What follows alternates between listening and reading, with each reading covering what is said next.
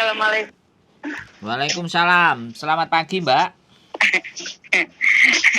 Ya, selamat malam. Oh, malam. Gimana? Itu saya kan lihat di YouTube Miss Yuni apa sih. Terus? Saya pengen ke Hong Kong. Tapi dulu saya pernah ke Hong Kong dapat 6-7 bulan lah. Tapi saya dapat 3 bulan tuh ngebreak kontrak. Iya.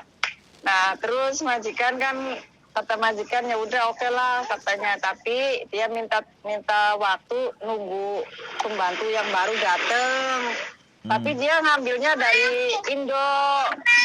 Katanya minimal 3 bulan. Udah saya tungguin tuh sampai 3 bulan nggak dateng. Cuman sayanya tuh nggak sabar gitu. Jadi saya tuh terpaksa keluar kabur gitu loh. Kira-kira saya bisa nggak ke situ lagi ya, Mas? Jadi kan sekarang Samen menyadari kalau Samen itu keluarnya kabur kan? Jadi kalau Samen keluarnya kabur dan itu berapa tahun yang lalu? Udah lama sayanya aja di sini, di Indonya aja udah 3 tahun.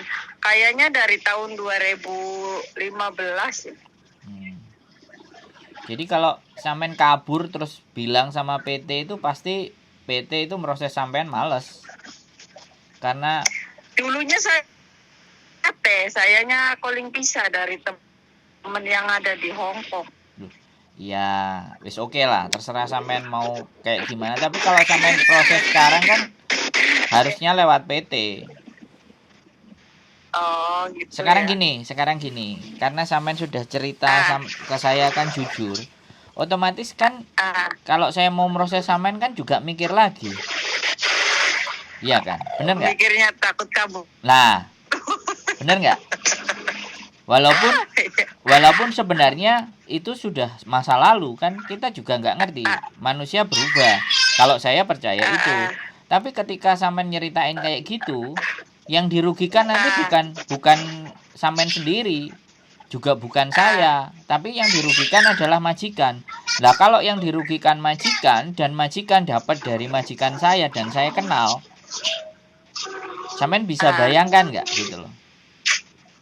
Nah, karena teman sampean ngasih sampean kerjaan dan calling visa itu harusnya kan dijaga kepercayaan itu, Mbak. Tapi gara-gara orang berpikirnya pendek, ya kan, jadinya kita suka-suka kita aja. Nah, ketika nanti sampean mau minta kesempatan kedua, ibaratnya kayak gini nih, kan sampean berharap ada kesempatan kedua untuk kesana lagi, karena posisi di Indonesia kayak gitu. Nah, orang yang sampean ceritain sejarah sampean kan jadi mikir, bener nggak?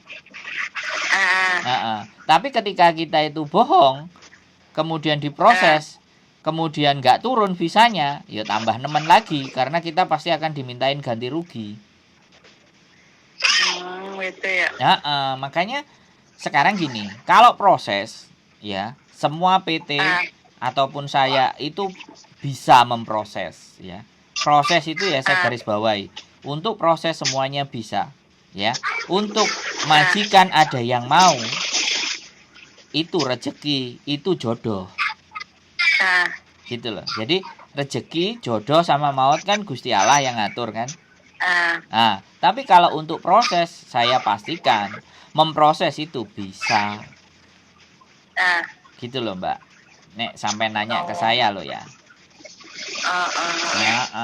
Jadi kalau orang sekarang misalnya calling visa, ya kan. Sekarang soalnya peraturan Indonesia nggak kayak dulu. Waktu dulu kan calling visa itu tidak ada peraturan bahwa PAP atau ujikom itu harus orangnya ditemuin gitu. Harus datang ke PT, harus hadir datang. Kalau zaman dulu kan ujikom sama PAP nggak pakai begitu. Yang penting data sudah masuk, orang bisa berangkat. Makanya calling visa itu jalan. Sekarang kan calling visa itu tidak disarankan. Gitu loh. Tapi kan semuanya tetap PT juga ada yang bisa ngakali. Misalnya pulang dari Hong Kong, break atau interminate ya kan, balik ke Indonesia. Terus dia sudah titip uang sama agennya ngatur, PT-nya sudah, dan dia sudah pernah PAP ibaratnya. Bisa dia berangkat lagi itu bisa. Tanpa potongan itu bisa. Dan bayarnya bayar di agen Hong Kong. Lah agen Hong Kongnya beli capnya PT itu bisa. Kayak gitu Mbak. Jadi modifikasi cara itu banyak. Tapi ini persoalannya adalah manusianya Mbak. Gitu loh. Orang-orang itu kadang-kadang didahulukan ambisi nafsunya tanpa berpikir. Jatuhnya giliran kita mau. Nah sekarang saya kembalikan sama sampean. Kalau sampean umurnya berapa sekarang? Ya dulunya kan waktu SD kan belum bisa masuk SD, jadi dituain. Jadi sekarang saya umurnya 42, tapi sebenarnya mah tahun 81. Cuman waktu itu masuk SD belum bisa, jadi dianuinnya 79. Sekarang gini aja deh, kita coba ya. Kita coba, nanti sampean tak sampaikan ke PT informasi bahwa dulu pernah kabur di Hong Kong. Kita coba. Jadi kalau sampean memang mau, boleh kirim KTP sampean Indonesia sama KTP-nya Hong Kong. KTP Hong Kong? Iya dong. Kan sampean pernah di Hong Kong. Kan waktu itu kayaknya belum keluar KTP deh. 3 bulan belum keluar. Nggak tahu, tapi nggak ada, sayanya nggak bawa KTP. Kertas-kertas nggak ada. Apanya? Kertas-kertas ada nggak? Kan pastinya kalau belum punya KTP. Udah pada nggak ada, orang udah. Kalau paspor? Paspor ada sih, paspornya aja. Paspor yang lama dulu ada kan? Iya. Nah udah difoto aja itu sama KTP-nya sampean. Iya, ntar. Ya, tapi sekali lagi, jangan berharap yang lebih gitu loh ya. Iya. Nggak usah berharap yang lebih, tapi kita coba. Kalau tembus kan ya lumayan kan rezeki, tapi kalau nggak tembus ya sampean udah tahu alasannya kan gitu toh. Iya. Karena PT sekarang udah banyak anak-anak yang mau proses dan belum berangkat. Ada yang ex Taiwan, ex Hong Kong, semuanya. Bahkan ex Hong Kong yang 2 tahun, 3 tahun, 2 kontrak, 3 kontrak balik lagi karena Indonesia agak mumet mereka, bingung cari duitnya. Makanya balik lagi ke Hong Kong gitu ceritanya. Ada lagi yang mau ditanyakan? Enggak sih, cuman itu saya coba tanya gitu, kira-kira masih bisa enggak? Ya, pertanyaannya kalau proses selalu saya jawab bisa. Proses itu bisa. Tapi turun bisa sama dapat majikan itu rezeki. Rezeki mau jodoh di tangan Tuhan. Nah, jadinya kayak gitu ngomongnya. Siap.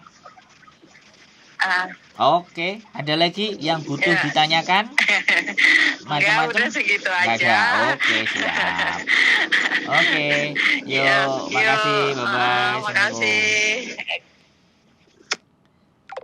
Buat teman-teman semuanya, ternyata ada juga salah satu contoh ya, memutuskan, sekali lagi memutuskan secara sederhana dan tidak melihat di masa depan.